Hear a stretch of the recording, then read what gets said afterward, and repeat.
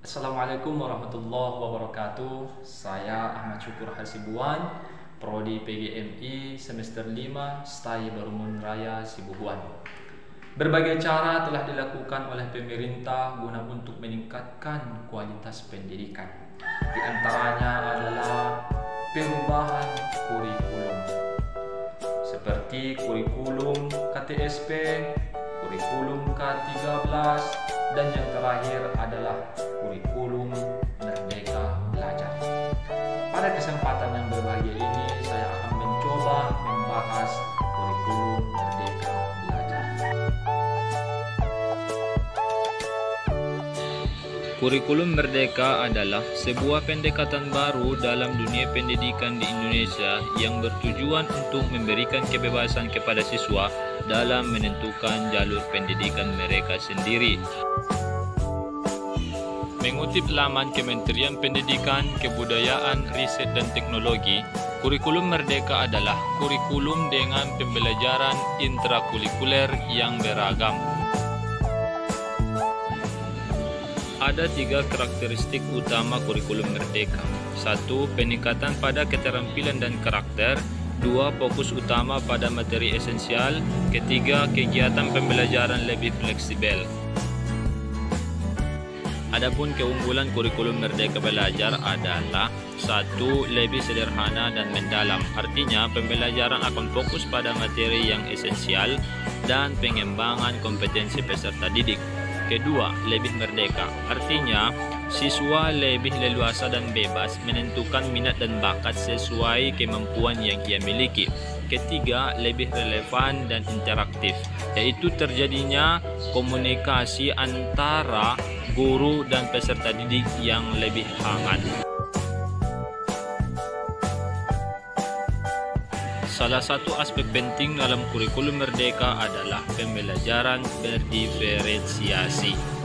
Pembelajaran berdiferensiasi adalah pembelajaran yang disusun berdasarkan minat murid, profil belajar murid, dan dilaksanakan berdasarkan kesiapan belajar. Ciri-cirinya adalah 1. Memiliki pendekatan yang berbeda. 2. Memiliki proses yang berbeda. Dan yang ketiga adalah menghasilkan produk yang berbeda. Dan contoh pembelajaran yang berdiferensiasi adalah murid dibagi atas beberapa kelompok yang sesuai minat dan kebutuhan belajar siswa. Sedangkan pembelajaran yang tidak berdiferensiasi adalah pembelajaran diberikan secara bersamaan dan tidak membedakan pembelajaran sesuai minat anak. Berikut adalah muatan dari kurikulum Merdeka Belajar. Pertama, profil pelajar Pancasila. Yang kedua, capaian pembelajaran. Yang ketiga, alur tujuan pembelajaran. Dan yang terakhir adalah modul ajar. Selanjutnya adalah capaian pembelajaran atau CP. Capaian pembelajaran merupakan kompetensi pembelajaran yang harus dicapai peserta didik pada setiap fase perkembangan. Capaian pembelajaran mencakup sekumpulan kompetensi dan lingkup materi yang disusun secara komprehensif dalam bentuk narasi. Sedangkan fase dalam jenjang pendidikan SD atau MI ada 3, yaitu fase A kelas 1 dan 2, fase B kelas 3 dan 4, dan fase C adalah kelas 5 dan 6. Selanjutnya adalah TP dan ATP. Nah, sebelum kita lanjut mengenai istilah alur tujuan pembelajaran atau ATP, kita harus mengenal istilah alur pembelajaran atau AP dan tujuan pembelajaran atau TP. Alur pembelajaran atau AP adalah rangkaian tujuan pembelajaran yang tersusun secara sistematis dan logis di dalam fase secara utuh dan menurut urutan pembelajaran sejak awal hingga akhir suatu fase. Tujuan pembelajaran atau TP merupakan deskripsi pencapaian 3 aspek kompetensi, yakni pengetahuan, keterampilan, dan sikap yang diperoleh siswa dalam suatu atau lebih kegiatan pembelajaran, disusun secara kronologis berdasarkan urutan pembelajaran dari waktu ke waktu yang menjadi prasyarat menuju capaian pembelajaran. Selanjutnya adalah prosedur penyusunan alur tujuan pembelajaran berdasarkan fase. Pertama, merumuskan tujuan pembelajaran. Kedua, menganalisis elemen capaian pembelajaran. Dan yang ketiga adalah tim pendidik berkolaborasi menganalisis naskah capaian. Cara-cara menyusun TP menjadi ATP. 1. Pengurutan dari yang konkret ke yang abstrak, pengurutan deduktif, dan pengurutan dari yang mudah ke yang sulit. Pengurutan hierarki, pengurutan prosedural, dan scaffolding.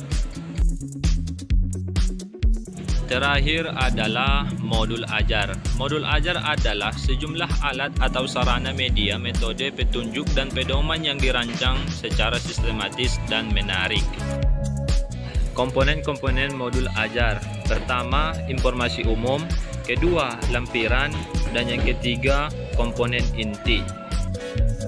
Langkah-langkah menyusun modul ajar. Pertama, memahami capaian pembelajaran. Kedua, merumuskan tujuan pembelajaran. Ketiga, menyusun alur tujuan pembelajaran dari tujuan pembelajaran. Dan yang terakhir, merancang pembelajaran dan asesmen. Demikianlah yang dapat saya sampaikan. Terima kasih atas segala perhatian dan saya mohon maaf atas segala kekurangan. Mari sama-sama kita menerapkan kurikulum Merdeka Belajar di sekolah kita masing-masing.